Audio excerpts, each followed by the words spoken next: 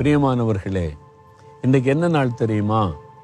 உலகத்தில் சில நாட்களை நியமிக்கிறாங்கல்ல, ஃபாதர்ஸ் டே, மதர்ஸ் டே, அது மாதிரி இன்றைக்கு தற்கொலை தடுப்பு தினம்.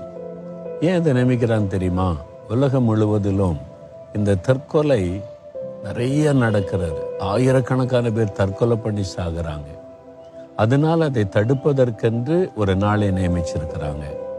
நம்ம இந்தியாவில் வாலிபர்கள் ஏராளமாய் தற்கொலை பண்ணி மரிக்கிறார்கள் என்ற ஒரு ரிப்போர்ட் இருக்கிறாரு.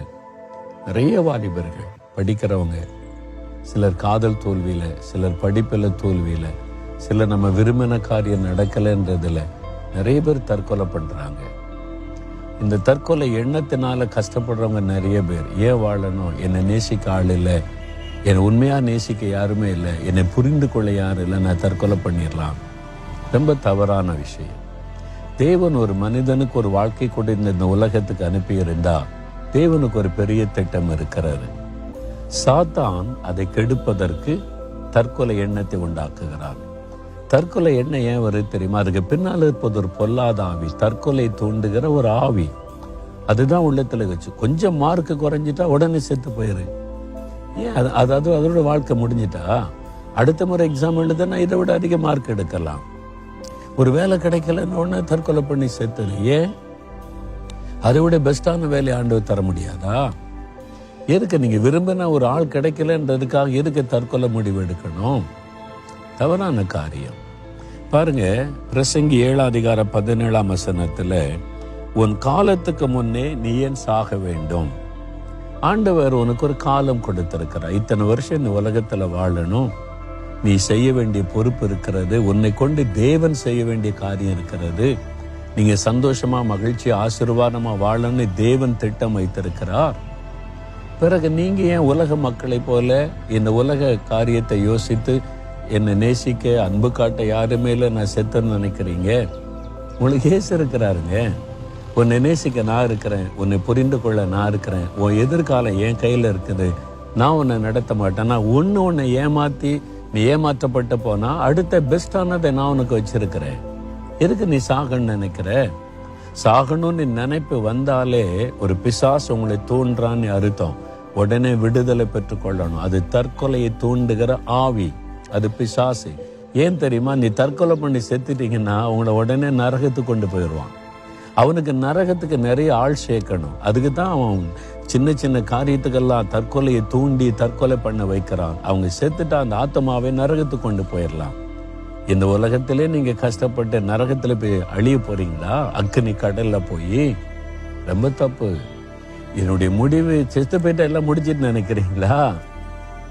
உங்க ஆத்மா உயிரோடு இருக்கும். அந்த ஆத்மா நரகத்தின் அக்னிக்குள்ள போயிடும். அங்க வேதனை இருக்கும், துக்கம் இருக்கும், தாகம் இருக்கும், அலறுதல் இருக்கும். அவ்வளவுதான், மரணம் இருக்காது. உலகத்திலேயாவது 70 வருஷம், வெள்ளத்தின் மிகுதினால் 80 வருஷம். நரகத்துக்குள்ள போயிட்டீங்கன்னா ஆயிரக்கணக்கான வருஷம், லட்சக்கணக்கான வருஷம்.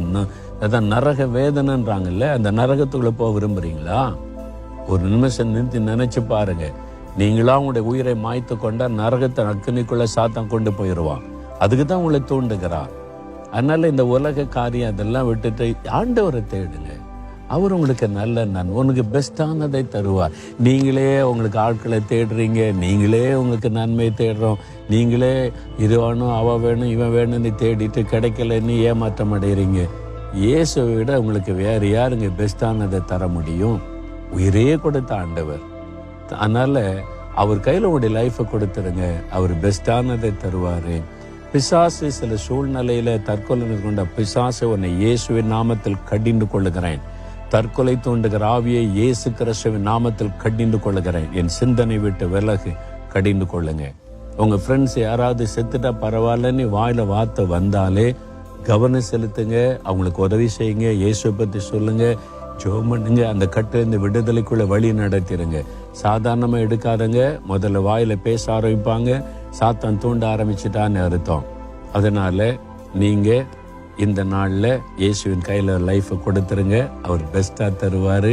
உங்களை வாழ வைக்கிற ஒரு ஆண்டவர் அவர். சரியா? தகப்பனே, இந்த தற்கொலை தூண்டுகிற பொல்லாத பிசாசை இயேசுவின் நாமத்தில் நான் கடிந்து கொள்ளுகிறேன்.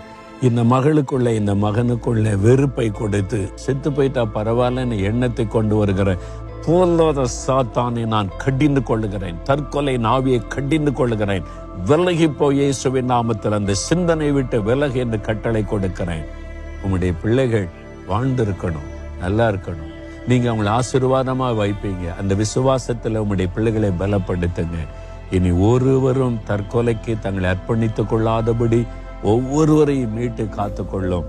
எங்க ஃப்ரெண்ட்ஸ், எங்களுடைய நண்பர்கள், சிநேகிதிகள், அவர்களையும் இதிலிருந்து காப்பாற்ற எங்களுக்கு உதவி செய்யுங்கப்பா. கர்த்தர் அப்படி செய்கிறதற்காய் ஸ்தோத்திரம். இயேசுவின் நாமத்தில் ஜெபிக்கிறோம் பிதாவே. ஆமேன், ஆமேன்.